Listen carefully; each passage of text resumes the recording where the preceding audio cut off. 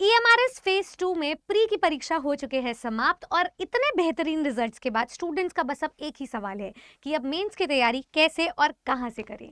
तो आप सभी का स्वागत है आपके अपने परिवार टीचर्स अड्डा 24/7 पर। मेरा नाम निधि अरोरा है और आज के इस सेशन में हम लोग डिस्कस करेंगे कि EMRS फेज 2 के लिए मेंस की तैयारी कैसे और कहां से करनी चाहिए। अगर आप भी प्री के पेपर को क्वालिफाई कर चुके हो then this is the right video for you, this is just the video for you, क्योंकि आपको यहाँ पर सटीक स्ट्रैटेजी और आंसर राइटिंग का तरीका पता चल जाएगा।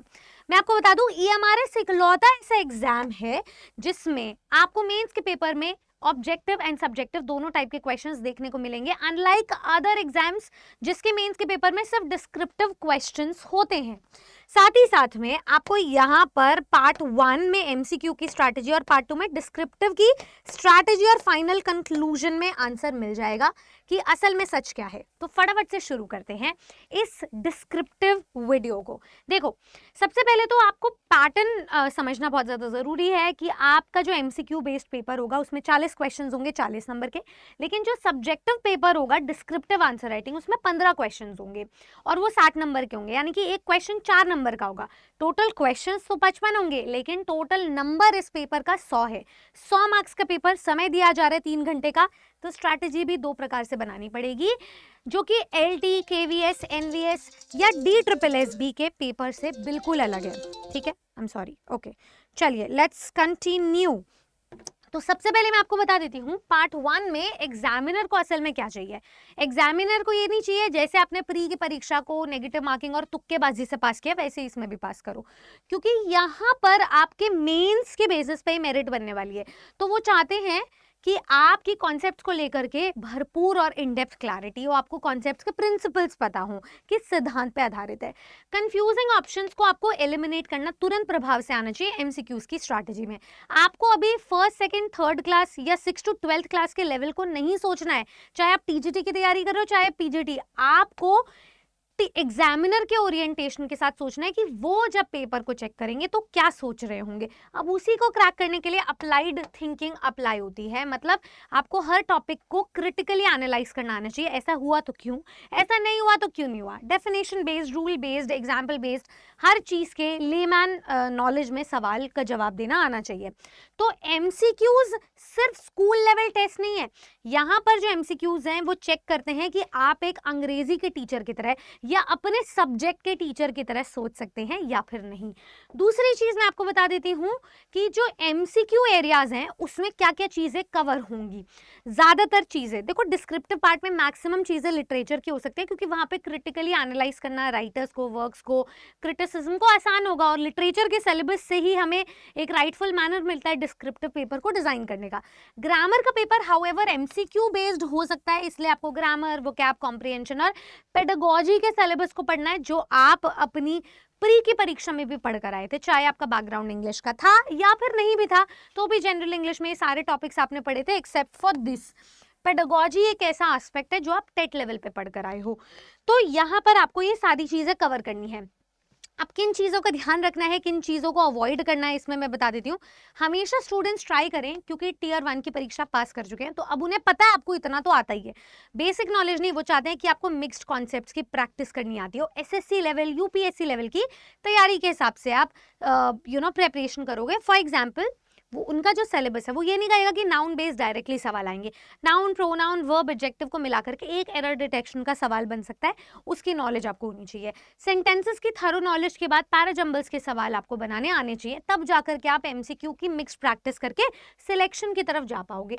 45 सेकेंड मैक्स देने हैं आपको, 1 मिनट का समय नहीं देना एक क्वेश्चन पे, ताकि आप वो सारा टाइम बोरो करके उधार पर दे सके अपने डिस्क्रिप्टिव के पेपर को। उसके बाद एरर नोटबुक, जहां जहां गलतियां करते हो उसे नोट डाउन करो, उसे एनालाइज करो डबल टाइम लगा के, तब जाकर के गलतियों से सीखोगे और अपने डिस्ट्रैक्शंस को भी एनालाइज करो। इन ट्रैप्स को अवॉइड करेंगे, मतलब आपको टॉपिक वाइज क्विजेस नहीं लगानी है, मिक्स प्रैक्टिस के हिसाब से लगानी है। रूल्स को मेमोराइज नहीं करना है और पेडागोजी फोकस्ड पार्ट को स्किप भी नहीं करना है। तो इन ट्रैप से बचें और गेम चेंजर वाले पार्ट 2 की तरफ बढ़ें, जो होगा आपका डिस्क्रिप्टिव आंसर राइटिंग। 60 नंबर का पेपर है, यहाँ पर मैक्सिमम कैंडिडेट्स फेल होंगे। तो मैं आपको एक ग्रामेटिशियन के अकॉर्डिंग सोच सोचकर बताती हूँ कि जब एक एग्जामिनर ये चेक कर रहा होगा आपको लैंग्वेज की कितनी नॉलेज है, आपको भाषा के बारे में कितना पता है, आपको लिटरेचर के बारे में कितना पता है, तो यहाँ पर एग्जामिनर चेक कर रहा होगा आपके कॉन्सेप्ट्स कितने क्लियर हैं, आप कितनी आसान भाषा में अपने विचारों को पहुंचा सकते हो। सरलता, सहजता, स्पष्टता, ये 3 स्पेक्ट्रम्स है जिससे आपकी आंसर राइटिंग डिफाइन होगी। आपकी टीचर लाइक अप्रोच होनी चाहिए और क्लासरूम कनेक्टेड पेडागोजी हो। जो भी आप टॉपिक को एक्सप्लेन करना चाह रहे हो उसे रियल लाइफ से रिलेट करो, कॉम्प्लिकेट मत करो, सरल बनाओ, ठीक है। एग्जाम्पल्स लॉजिकल और स्ट्रक्चर्ड प्रेजेंटेशन हो, वो मैं नेक्स्ट स्लाइड में बताऊंगी। आपका एग्जामिनर ये चेक नहीं कर रहा आपको कितनी वोकैब आती है, कितने फैंसी वर्ड्स आप यूज कर सकते हो, कितना लेंदी आप लिख सकते हो, आपको भाषणबाजी या चिट्ठा नहीं लिखना है और आपको रट्टे भी नहीं मारने हैं। तो आपको एक इंग्लिश टीचर की तरह सोचना है जो एक लेसन प्रिपेयर कर रहा है, ना कि एसे राइटर की तरह। उसके बाद अगर एक परफेक्ट आंसर स्ट्रक्चर बनाना आप जानते हो तो ये 4 कोर पॉइंट्स आप याद रखोगे। मैं LT, KVS, NVS वालों को भी ये चीज बताती हूँ। BBE पैटर्न होता है मेरा एक, बिगिनिंग, बॉडी एंड एंडिंग। आपको पता होना चाहिए आपकी शुरुआत कितनी कैची हो किसी टॉपिक को लेके, बॉडी के अंदर आप क्या लिखोगे और एक स्मूथ क्लोजर, एक एंडिंग होनी चाहिए। तो इंट्रोडक्शन पार्ट में 2-3 लाइनें आप लिखोगे, फिर कोर एक्सप्लेनेशन दोगे दूसरे पार्ट में, उसमें पॉइंटर्स को क्लियर रखोगे, हेडिंग को हाईलाइट करोगे, एग्जाम्पल को सिंप्लीफाई करोगे।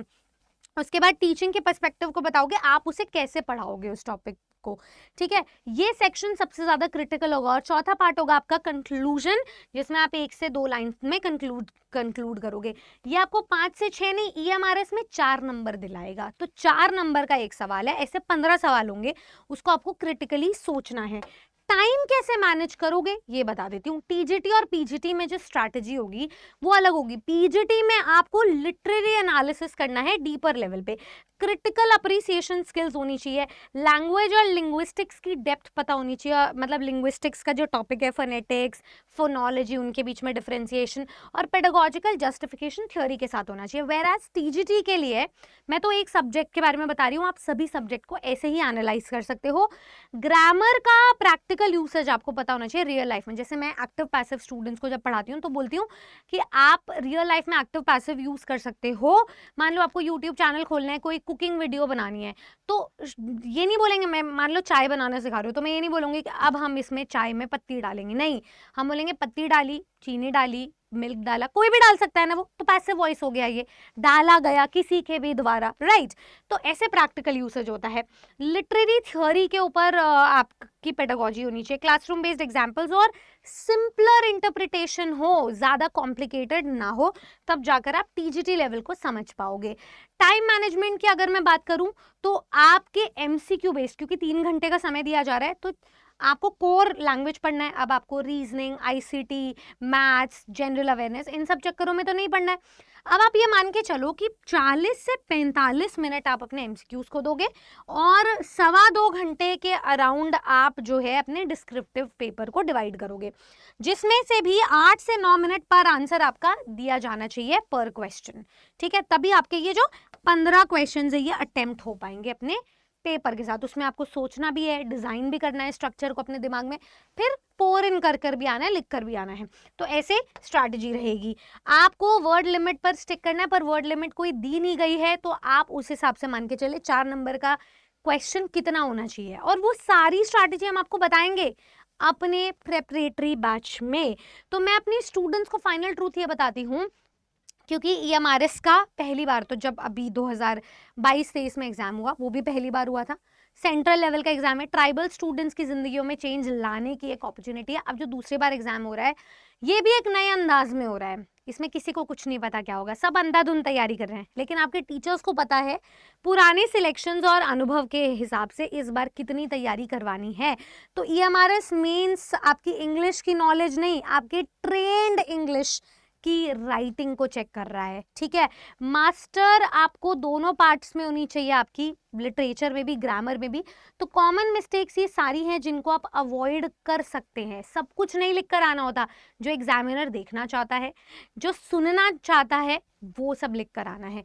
तो इसी स्ट्रैटेजी को डिजाइन करेंगे हम और आप मिल करके, जिसमें आपके टीचर्स मैन्युअली आपके आंसर राइटिंग को चेक करेंगे, आपके मेंस की कॉपी को।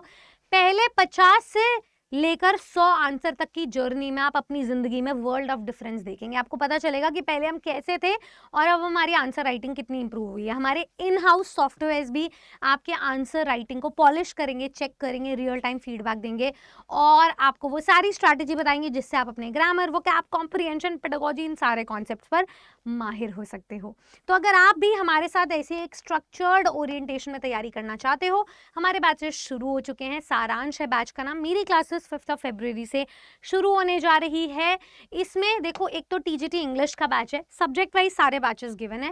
बैचेस की सारी फीचर्स यहाँ पर गिवन है। आप यहाँ पे बाय नाउ पे जाएं, डिस्काउंट के लिए कूपन कोड लगाएं Y449 और इस मैक्सिमम डिस्काउंट को यूटिलाइज करें, जो कि हमारा जैसे 10,000 का बैच था वो आपको 1999 रुपए में मिल गया है। पहले तो ये तरीका है। दूसरा तरीका ये है कि आप 2-2 हज़ार रुपए खर्च करके कोई भी एक इंडिविजुअल बैच में आ रहे हो। और मेरा ये मानना है, स्टूडेंट्स अभी बहुत सारे मेंस एग्जाम को लिखने वाले हैं। यूपी एलटी भी है, यूपी जीआईसी भी होगा, केवीएस एनवीएस भी है, ईएमआरएस भी है और आने वाले भी एग्जाम्स होंगे। तो इन सभी की तैयारी आप एक साथ कर सकते हो हमारे टीचिंग महापैक के थ्रू, जिसका जो हमारा करंट ऑफर चल रहा है वो once in a lifetime opportunity है, जो इसके बाद हमेशा के लिए खत्म होने वाली है। हम यूजुअली आपको ऑफर्स एक्सप्लेन करते हैं तो मंथ एंड में या मंथ शुरुआत में कोई भी ओकेजन होता है तो हम आपको ट्रिपल डबल वैलिडिटी देते हैं। अब वो ऑफर्स हम खत्म कर रहे हैं क्योंकि स्टूडेंट्स की तरफ से फॉर ग्रांटेड एटीट्यूड देखने को मिल रहा है। हम अपनी प्रेपरेशन स्ट्रैटेजी को बहुत ही solid, crisp, concise, to the point, exam oriented रखना चाहते हैं, वो भी लिमिटेड टाइम पीरियड के लिए, ताकि आप भी उसी सीरियसनेस और ऑनेस्टी के साथ तैयारी करें। तो जो स्टूडेंट अभी भी जिनको लगता है कि मैम हम आपसे आगे तक के लिए पढ़ना चाहते हैं, बहुत सारे एग्जाम्स लाइंड अप है, तो टीचिंग महापैक के लास्ट ऑफर को अवेल कर सकता है जो अभी खत्म होने वाला है। तो अभी आपको ट्रिपल वैलिडिटी मिल रही है 12 महीने की। आप बाय नाउ पे जाएं, अगेन डिस्काउंटेड कूपन कोड लगाएं और कहाँ आप 2,000 रुपये में ईएमआरएस का मेंस बैच परचेज कर रहे थे, अभी तो आपको टीचिंग का महापैक 2,051 रुपये में मिल गया। और अगर एप्लीकेशन डाउनलोड कर ली ना तो ये 1950 का पड़ जाएगा। ठीक है, तो फरवरी शुरू ही हुआ है, इसे रिग्रेट मत करने देना। ये मंथ छोटा है लेकिन रिजल्ट ओरिएंटेड होगा। फरवरी में बहुत सारे डेज हम सेलिब्रेट करते हैं, उनमें से एक डे आपका द रेड लेटर डे भी होता है, मतलब आपके एग्जाम की हॉल टिकट का दिन, सबसे इंपॉर्टेंट दिन। तो अगर आप वैलेंटाइंस डे के साथ साथ अपने एग्जाम हॉल टिकट डे को रेड लेटर डे बना के फिक्स करना चाहते हैं और बेहद इंपॉर्टेंट बनाना चाहते हैं, 60 से 70 हज़ार की सैलरी ड्रॉ करना चाहते हैं, तो जुड़ जाइए हमारे इस टीचिंग महापैक के अफोर्डेबल सोल्यूशन के साथ। आप क्या, आपके परिवार में जितने सदस्य भावी शिक्षक बनना चाहते हैं वो सब इसका फ़ायदा उठा सकते हैं और रिजल्ट में तब्दील हो सकते हैं। So thank you so much everybody. EMRS के मेंस बैच में जुड़े हमारे साथ, मैं आपकी प्रतीक्षा करूंगी। मेरा बैच, मेरी क्लासेस 5 फरवरी से शुरू होगी। आशा करती हूँ कि आपको ये वीडियो पसंद आई, और अगर हाँ तो आपके जो भी डाउट रह गए मेंस को लेकर, ईएमआरएस के पैटर्न को लेकर, आप कमेंट सेक्शन में ड्रॉप कर सकते हो, वरना हम बैचेस में तो मिल ही रहे हैं। सब्सक्राइब कीजिए टीचर्स अड्डा 24/7 को ऐसी और स्ट्रेटेजिक वीडियोस के लिए। जय हिंद।